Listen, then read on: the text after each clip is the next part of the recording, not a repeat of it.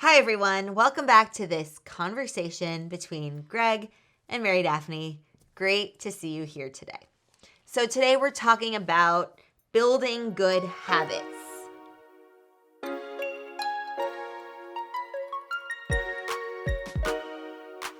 Because habit formation is so important.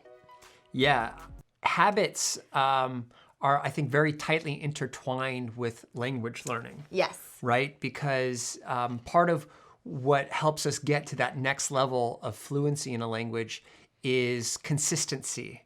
And habits are a great way for me to reinforce consistency. So I love habits for the learning process in general and for getting better at a language in particular. So I think it's a great and a very relevant topic. Absolutely. And, habits are basically, if you think about it, the way we spend our life. If we look back on the last year, the last 5 years, the last however many years or months or days, you get my point. If we look back and think about where our time went, was it more so a productive use of our time, enriching use of our time, or was it the opposite, right? So our life is comprised of habits that we have. Yeah, and habits are, in my mind, a great way to ensure that we are making the best use of our time, right? Yes. Because it provides some structure to how we go about our day, right? With the right habits, you can keep yourself on task. Mm-hmm. You can keep yourself more focused. Yes. And particularly if you put time in to build the right habits, they can really pay dividends, right? Pay great returns Yes. in the long run. So yeah, very powerful productivity hack that I think is well worth establishing. That's a great point. And you can really turn anything into a habit, anything that aligns with a goal that you're seeking to achieve. It just really takes time and patience, and alongside that, consistency, right? So keeping it fresh, keep doing it, creating a habit. Yeah, I feel like one of the concerns that people often have with habits is they think that it's limiting. Oh, interesting. Right? Okay. They're not able to be free and spontaneous, because habits sound like repetition. You're doing the same thing over and over, almost boring. Right. I can see Right? that. Yeah. But I think that even creativity, something like spontaneity, can benefit from some structure. Yeah. Right? Because it frees up your mind to explore that spontaneity. For sure. Right? It's hard to be creative and spontaneous if you're constantly worried about what's coming next and you feel lost and disorganized. Yeah, 100%. So let's talk about how to build habits. How do we get ourselves closer to achieving a certain goal that we set for ourselves? Well, I think one of the best things is to start small, right? So to not maybe make all of the changes at once.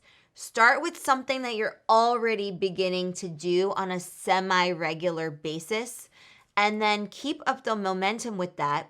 And once you do that, you'll see that as a victory, right? And then treat that victory as a way to keep the momentum going. Yeah, I love incremental progress. Yes. Right? Incremental is like step by step, small little steps. Each one is an increment, and you increment forward toward your goal. Yeah. And I love the idea of small steps, because think about if you're going up a flight of stairs, if they're huge steps and each one takes a lot of effort, it's very difficult to make progress, and you kind of get discouraged as you look up. If instead they're tiny little steps, you can almost run up it, and it's almost fun to do, right? It's a much more approachable challenge. And I think that metaphor translates into our daily lives, right? Absolutely. If you set up your day where you have these huge looming tasks to accomplish, right? Yeah. And when I say looming, they're like hanging over you, like you're in their shadow. Yeah. It's very difficult. If you can chop them down into tiny little tasks, right? The sun can get through and you can do it in warmth and comfort. it's much more achievable. Yeah. You Yeah. painted a beautiful picture for us Why, there, thank you. Greg. So if you put this into the context of English practice, let's say my goal as an English language learner, let's say that's what my role is right now. My goal is to read a little bit from my English book every day. Maybe I'm reading a novel and I can't seem to find the time. Gosh, where does the time go? Well, to make it a small step, I would say I'm just going to read 10 minutes. 10 minutes every morning or every afternoon. You can choose a time. And you'll notice that all of a sudden 10 minutes doesn't feel like that much. So you push it to maybe 20 minutes. And then suddenly you're at 30 minutes. You could just as easily do this with maybe saying you'll read a chapter a day or 10 pages a day, right? That's so much better than not doing it at all, right? Just, thinking, well, 10 pages is too few. Like, well, I'm not going to get anything out of it by just reading that few, pages. But over time, at the end of a month, you've read a lot of pages. Yeah, there's this little secret to getting stuff done. And it's about consistency. Yes, best word ever. Yeah, right? And to be consistent, breaking these into little parts makes that much more achievable, right? If you know that you can easily get something done, you're more likely to do it. Yeah. And so if you're more likely to do it, you're more likely to do it frequently. And that's where real progress is made. Yeah. And particularly with language learning, right? Just spending a little bit of time each day on it can do way more for you than spending, 5 hours, once a month. Yeah. Where you learn a bunch in that moment and then kind of forget about it. It gets rusty. Yeah. You kind of want to keep the muscle warm. And to keep it warm, you want to do it regularly. And to do it regularly, you want to do it in a way that's sustainable. Right. Right? And so, little small goals, short time increments can go a very long way toward making the activity sustainable. Exactly. So the second way to build a habit is to remove all of the barriers. So let's say, this is a non-English language learning example, but let's talk about exercise for a minute. Let's say you want to be able to do your exercise first thing in the morning without getting distracted or sidetracked. So to remove the barriers, what you would do is put out your sneakers, put out your yoga mat, put out whatever equipment you're using for that workout, put it on your YouTube playlist or something so that you can actually do it without having to think too much about it, right? So making it as easy as possible to not talk yourself out of doing it, right? So with like an English language perspective, maybe you have the goal of reading that book. You put that book in a place where you know you're going to go first thing. So maybe your desk. Maybe it's the kitchen when you're about to make your coffee. Hello, I love coffee, right? So something like that where you're removing any obstacles. Yeah, I really like that. And what I like to do is actually make it a precondition for something else that I know I need to do, right? So part of what I view as obstacles are just the things you need to get done in a day, right? So like a non-negotiable. A non-negotiable, for example, making breakfast, right? You got to eat at some point during the day. For sure. And so if you say the only way I'm allowed to eat something is if I first do my language practice. Yeah. Then you're going to do your language practice because otherwise you're going to go the whole day without eating, right? Yeah. So if you create this precondition that removes the normal sort of day-to-day obstacles that would prevent you from getting something done, you're much more likely to get it done. In fact, you have to get it done because there's no other way to go about doing the things that you need to get done. Right. I love it. It's like when you play Monopoly, you always have to pass go.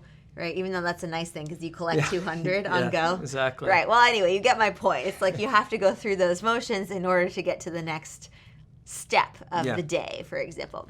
So that's good, right? Think about ways of removing any obstacles or coming up with ideas of how you can turn something into a non-negotiable so that you have to do it.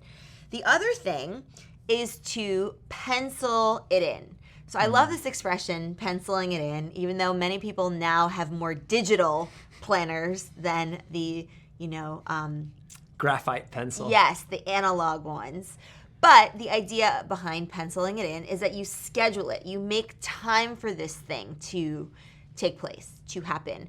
So I'm a big fan of time blocking. So in my calendar, I have, color coded different things to my day. I even schedule in workouts. I schedule in an afternoon walk. I schedule in my meal times, meal prep, and my work. And so everything is color coded. So that's my way of penciling it in so that I have to do it because it's in my calendar. So I have to get to that task. I might even modify that to say, instead of penciling, which you can erase, you permanent marker it in. Oh, right? Another good one. Yeah, you put it in there where it's indelible. You can't remove it. Yeah. No, that's great. Yeah. I mean, when something is on your schedule, when you've written it down, you feel a lot more accountability. Yeah, for sure. Right? And it's like staring right at you. It's staring right at you. It's much more present in your mind than if it's this sort of vague, maybe I'll get it done, right? Yeah. When you've put it down on paper, it's more like you've committed to it and you're much more likely to get it done. Right. So with that, again, it circles back to not having too much on your plate in terms of all the habits that you want to create as lifestyle changes, because then it just gets overwhelming. So start with one and then gradually increase and add, and you'll notice that it becomes more automatic. You've now turned a habit into a lifestyle change. So without even thinking, you reach for your English book as you're making your coffee and you've already gotten, 50 pages in or something.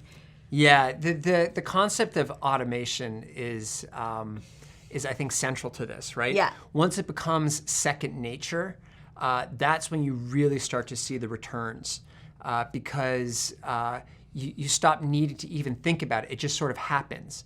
But it takes a lot of structure to get to the point where it's automatic. That's the right? thing, yeah. Often we hope something becomes automatic, but it takes a lot of practice and a lot of deliberate practice in order to make something automatic. So to reach that sort of goal, that golden destination of automation, you need to implement, I think, some of the strategies that we've discussed or your own to really to build that groove, right? Think about if you're skiing and you go through the snow. As you go through the snow, you cut that groove. And the more times you go along that same path, the groove gets deeper and it's easier to stay in that path. It's the same way with these habits, right? You want to dig that deep enough so that you can really get in there and not even have to think about which way you're going. I love it. Another beautiful picture you've painted for us, Greg.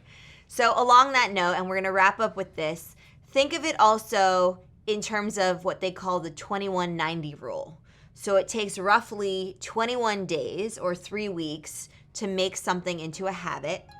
And then keeping that up, it takes about 3 months to turn that habit into a lifestyle change. So you don't even think about it anymore. It's so second nature. Those grooves are so smoothly, formed that it's super easy to just do without thinking. Yeah.